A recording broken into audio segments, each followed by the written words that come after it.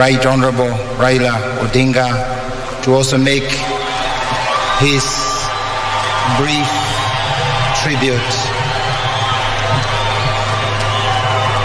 We invite all of us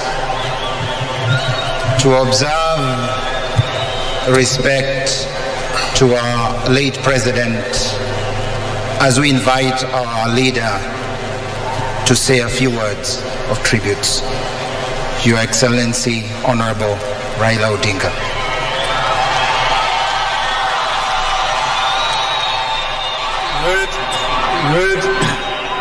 Your Excellency, President Uhuru Kenyatta, Mama Margaret Kenyatta, Excellencies, Presidents, and other leaders from other African countries who have joined us today as we mourn our third president, Deputy President, diplomats who have been here, ladies and gentlemen, wananchi wote, hamjambo.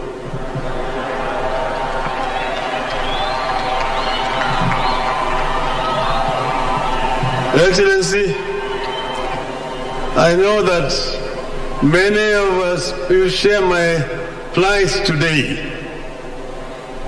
My plight today is just like a member of the clergy, either a father or a padre who is asked to eulogize a bishop, but not to talk about the bishop's religiosity or religion. I've been asked today to talk about our president, but without talking about politics. I don't know how to eulogize a politician without talking politics.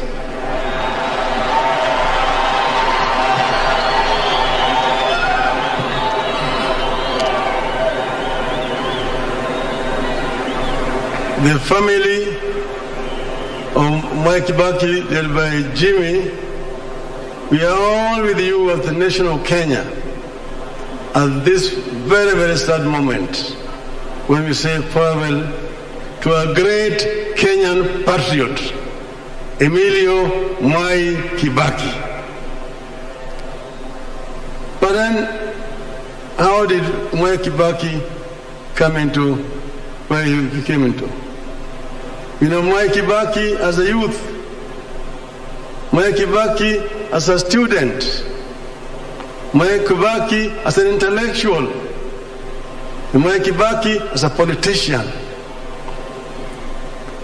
The story was told to us by Jaramogi and Mwai that after KANU was formed in Nyayo Stadium in 1960, a draft constitution had been presented there, had been prepared by the one Mr. Ojino Keo, who was Jaramogi's secretary, and he died on his way back to Kisumu through a road accident at the escarpment. Then later on, Jaramogi went to Kampala as a guest of President Milton Obote. I found Obote was campaigning with a very beautiful manifesto. I asked him, who prepared this manifesto for you? Obote said, there's some young men here in Makerere who are very good. Their leader is equally a Kenyan. Then Jaramogi said, I want to see him. He brought Mwai Kibaki. When he brought Mwai Kibaki, Jaramogi told him, I want you to do the same manifesto like this for KANU. And he prepared with his team that beautiful manifesto. And that's how Jaramogi now invited him to come and become executive officer of KANU. And that started the journey. We know Kibaki as a member of parliament for Donholm. You know Kibaki as a minister for commerce and industry. as a Minister for Finance, as a Vice President, as a leader of the opposition, as a president, as a retired president. And now here we are saying bye-bye to him, a great Kenyan. Mwai Kibaki is a gentleman, a man of conviction, a man who loved perfection. You worked with Kibaki first in the opposition together as our leader. How he used to lead, how he would discuss the budget and come up with eloquent exposition of the budget, better than the Minister of Finance, and tell him how it should be done. Kibaki will tell you, these people don't know what they're doing. Bure kabisa. And when it's a lot of nonsense, he say, imavia kuku.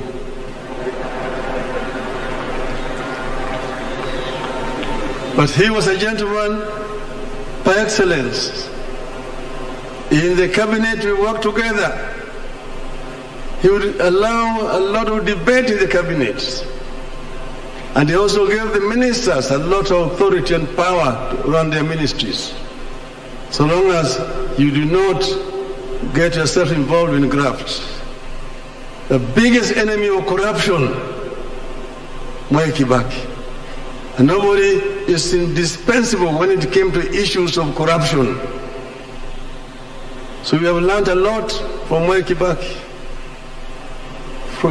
We came with almost a bankrupt economy and transformed it. At one time when we were living, it was rising at a rate of 7% per annum because of Mwai Kibaki. Of course, we have had also our differences. When at one time Kibaki got involved in an accident, other opportunities took advantage of that position. We never held it against Kibaki. At the time when we were negotiating post-election violence, the stocks had collapsed at Serena. Kofi Annan invited me and Kibaki for a meeting. We sat in the office of the President, President Kikwete, President Mkapa, Grace Machel, and Kofi Annan. We talked and talked. In the end I said, I'm ready to come down to this point. This is the minimum. And Kibaki then agreed. So when we agreed, we shook hands. After shaking hands, the other people now wanted to come into the room to try to persuade him not to agree. He told them, tumemaliza kila kitu. Sasa hakuna kitu tena, tunakwenda kuongea na dunia sasa. And we came out and shook hands with Mwai Kibaki, and he kept that words. There were differences sometimes in the course of running the government, but all of them were able to resolve them amicably. So in retirement, we will continue to remain friends. Each time he has been an advisor to me in many ways. So I've really lost a friend. The country of Kenya has lost a true patriot, a great leader whose value will only be known with the time as time continues to unfold. Mwai Kibaki, Emilio Mwai Kibaki, rest in peace, rest in eternal peace. I bring finally also to you people condolences of the Kenyans in diaspora around the world who are not able to be with you here today. Thank you very much.